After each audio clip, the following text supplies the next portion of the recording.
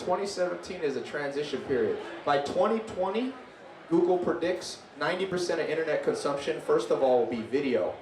So if you're not in the edutainment game with being able to make valuable, inimitable, rare kind of videos that make people laugh, that make people feel entertained, you're going to get blown out of the water. Somebody's going to come for Geico. They're going to come for Coca-Cola. You'll see.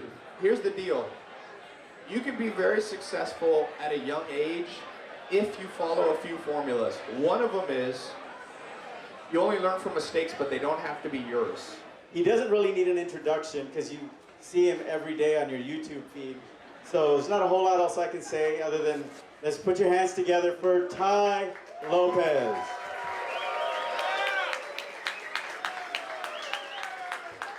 This right here is one of the things that I'll share with you. Edutainment is going to blow everything out of the water. So that formula right there, some scientists found, it's called VRIN. V-R-I-N. Every single day, and this is relatively proprietary, so David said make sure you give people actual valuable stuff because a lot of you are super smart. I'm sure a lot of you are smarter than me. This is actually something very smart, and I didn't come up with it.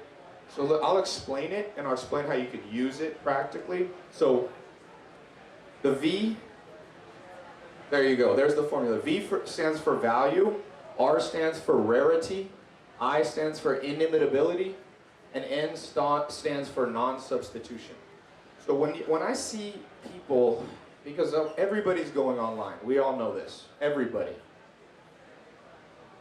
You have to know who you should be afraid of. I'm afraid of mostly people who understand this. The V in value generally is things that release dopamine. Here's what doesn't release dopamine. I'm going to show you how to get another job. People don't associate any kind of work with high dopamine. Now you see internet marketers showing cash amounts, how to make $17,000 working 2 hours. That releases some dopamine, but not a lot.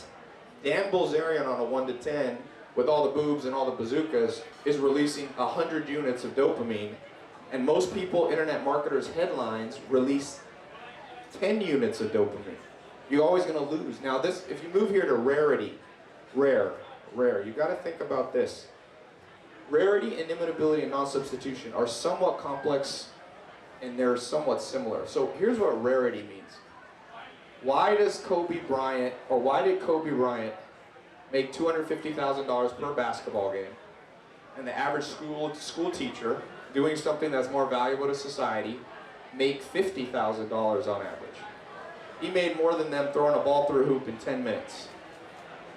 What's more rare, a school teacher or a 6'6" guy who can throw a basketball through a hoop while a bunch of tall guys try to stop him? So rare, make sure in your marketing you're doing something that's rare.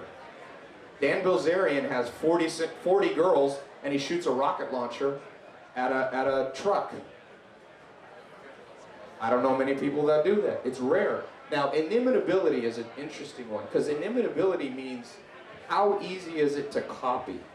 And if you look at people who make the most money, last year was a very interesting year because I got to spend a decent amount of time talking to Elon Musk one-on-one.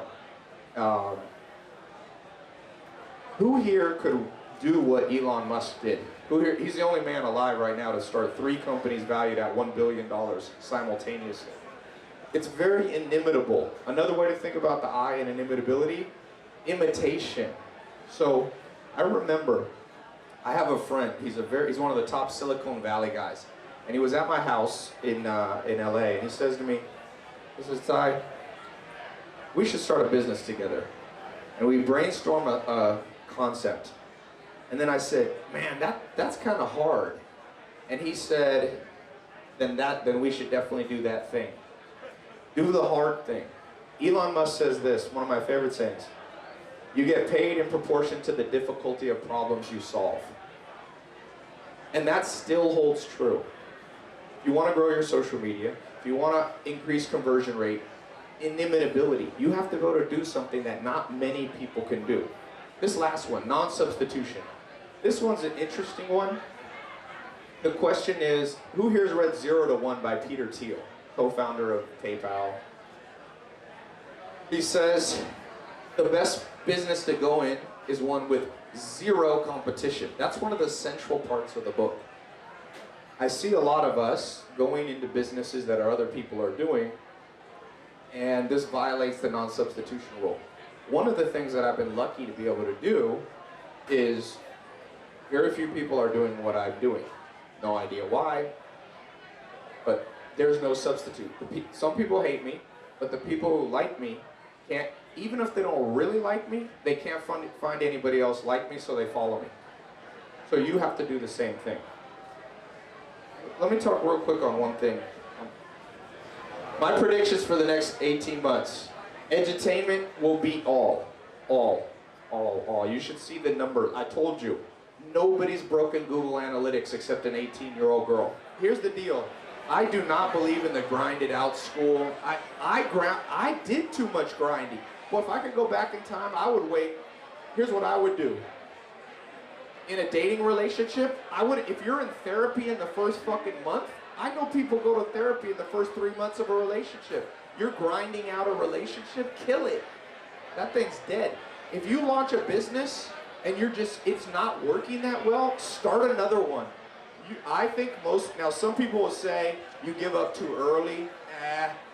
No, I know that. I factored that into that sentence. In general, there are some people who will be too flaky and move from business to business. It's not my experience that it's most people. Most people marry the wrong person, go to the wrong college, live in the wrong city, have the wrong set of friends. They make every mistake. So I think if it's not badass, kill it. Live a life that's a 9 or a 10.